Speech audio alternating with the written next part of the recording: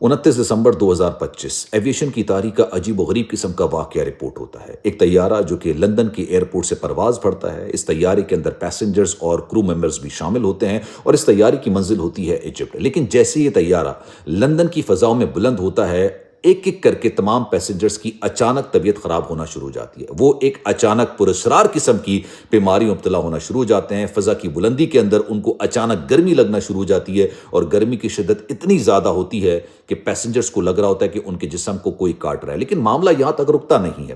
ایک ایک کر کے تمام پیسنجرز جن کی طبیعت خراب ہو رہی ہوتی ہے، ان کی آنکھیں پھرنا شروع ہو جاتی ہیں اور وہ بے ہوش ہونا شروع ہو جاتے ہیں۔ اور یہ معاملہ صرف پیسنجر تک محدود نہیں رہتا۔ ایئر ہوسٹس جو کہ ٹرالی لے کر آ رہی ہوتی ہیں، اچانک ان کی آنکھیں بھی پھر جاتی ہیں اور وہ منہ کے بل زمین پر آ کے گر جاتی ہیں اور بے ہوش ہو جاتی ہیں۔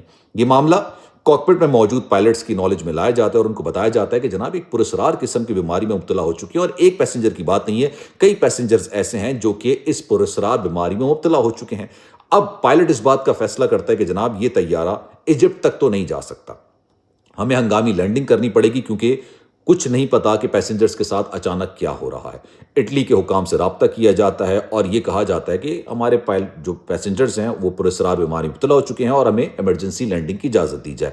اٹلی کے اندر جب اس طیارے کو اتارا جاتا ہے تو اس طیارے کو بالکل عام فلائٹ سے دور رکھا جاتا ہے، الگ رکھا جاتا ہے، اور پھر ایسے لوگ اس پائلٹ کے اندر داخل ہوتے ہیں جنہوں نے اوپر سے نیچے تک باقاعدہ طور پر اسپیشل کٹ پہنی ہوتی ہے۔ یہ اسپیشل کٹ اکثر آپ نے کرونا کے زمانے میں لوگوں کو دیکھی ہوگی پہنتے ہوئے، جو کہ میڈیکل یعنی طب کے شعبے سے تعلق رکھتے ہیں، اور وہ اندر جاتے ہیں اور ایک ایک کر کے تمام پیسنجرز کو باہر نکالتے ہیں۔ لیکن ابھی تک اس بارے میں کچھ نہیں پتا چل سکا کہ ان پیسنجرز کو اچانک ہوا تو ہوا کیا۔ اور نہ صرف پیسنجرز بلکہ کرو ممبرز میں بھی ایسے لوگ موجود تھے جن کی آنکھیں پھرنا شروع ہو گئی تھیں، جو باقاعدہ طور پر چکر کھا کے منہ کے بل زمین پر گر گئے۔ یہ بات میں اس لیے کہہ رہا ہوں کیونکہ کرو ممبرز کے لیے بڑی روٹین کی بات ہوتی ہے، فلائی کرنا، نیچے اترنا، آسمان کی طرف جانا۔